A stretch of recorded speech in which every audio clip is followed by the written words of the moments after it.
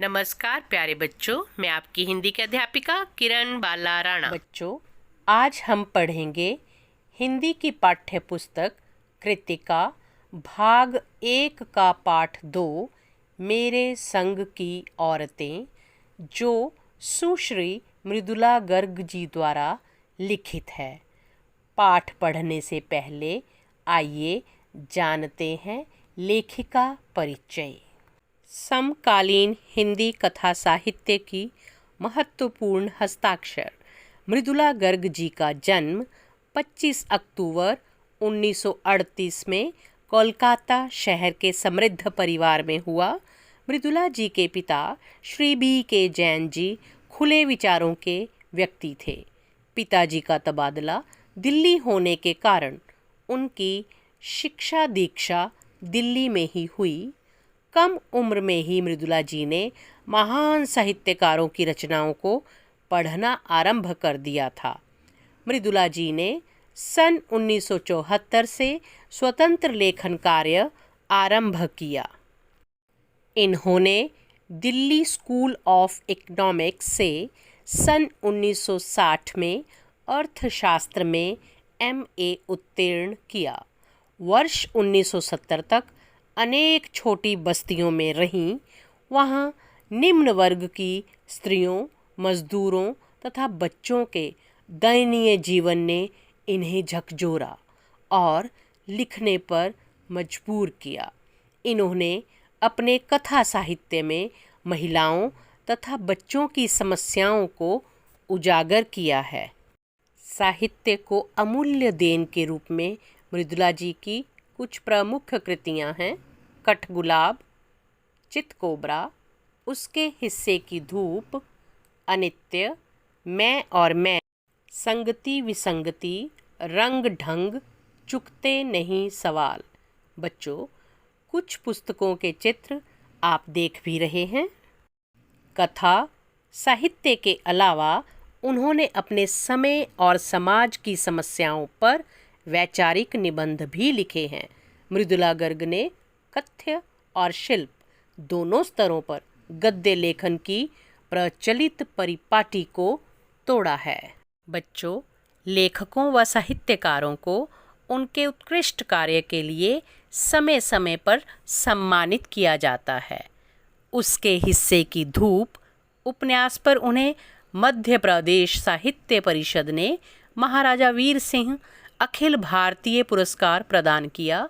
उनका एक और अजनबी नाटक आकाशवाणी से पुरस्कृत हो चुका है।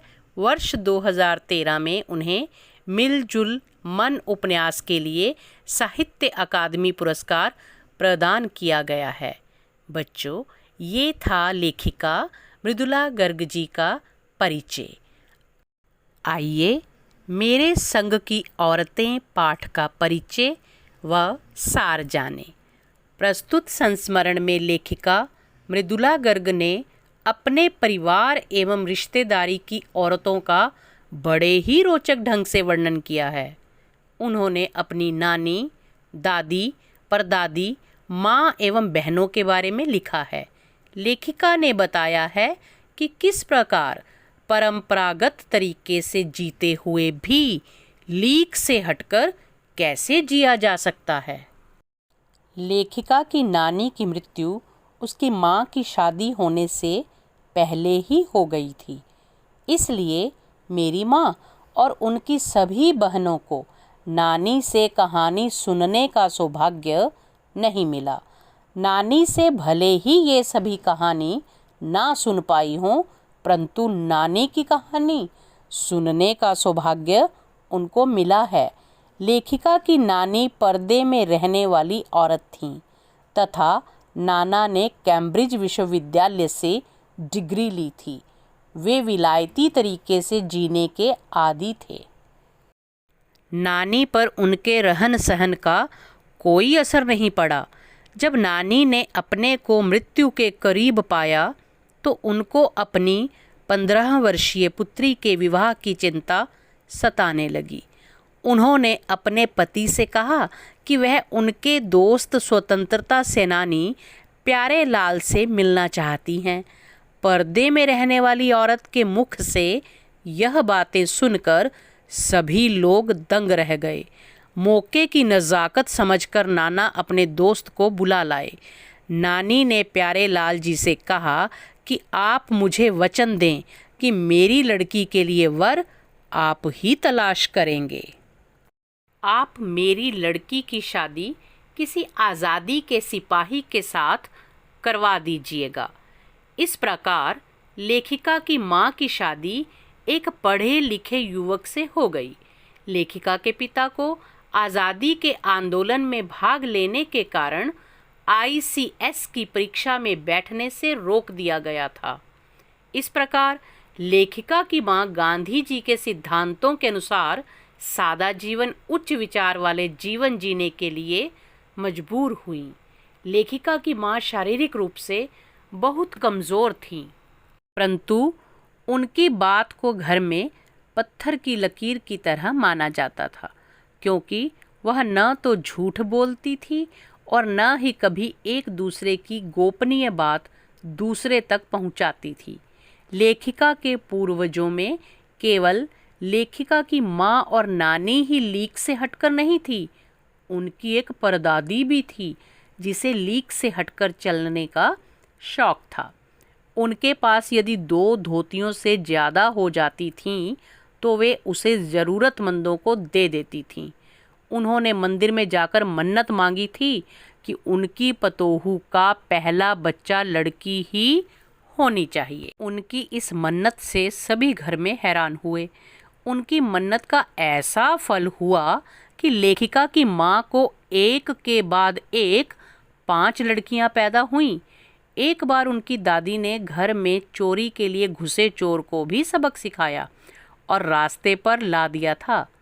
15 अगस्त 1947 को जब देश आज़ाद हुआ तो लेखिका की उम्र 9 वर्ष की थी। वह उन दिनों टाइफाइड से ग्रसित थी। रोने धोने के बाद भी डॉक्टर ने उनको इंडिया गेट पर आज़ादी के जश्न में भाग लेने से मना कर दिया था। लेखिका बताती हैं कि उनकी बड़ी बहन का नाम मंजुला भगत, दूसरे नंबर की लेखिका स्वयं, इनका घर का नाम उमा, बाहर का मृदुला है। इनसे छोटी का नाम गौरी और बाहर का नाम चित्रा। चौथी बहन का नाम रेणु और 5वीं का अचला है।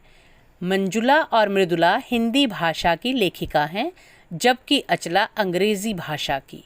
उनके छोटे भाई राजीव भी हिंदी के लेखक रहे हैं। लेखिका की सभी बहनें परंपरा से हटकर चलने वाली थीं।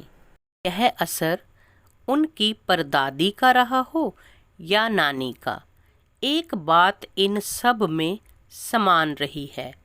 इन्होंने घर बार को परंपरागत तरीके से भले ही न चलाया हो, परंतु घर को तोड़ा नहीं। शादी एक बार की और उसे सदा कायम रखा। ऐसे अनेक मौके आए जब लेखिका के जिद्दीपन के उदाहरण सामने आए। उनकी छोटी बहन रेणु बहुत जिद्दी थी। एक बार जो वह अपने मन में ठान लेती थी उसे करके ही छोड़ती थी। लेखिका जब अपने विगत जीवन के बारे में सोचती है तो मन रोमांचित हो उठता है। बच्चों, ये था पाठ का सार, मेरे संग की औरतें। धन्यवाद प्यारे बच्चों।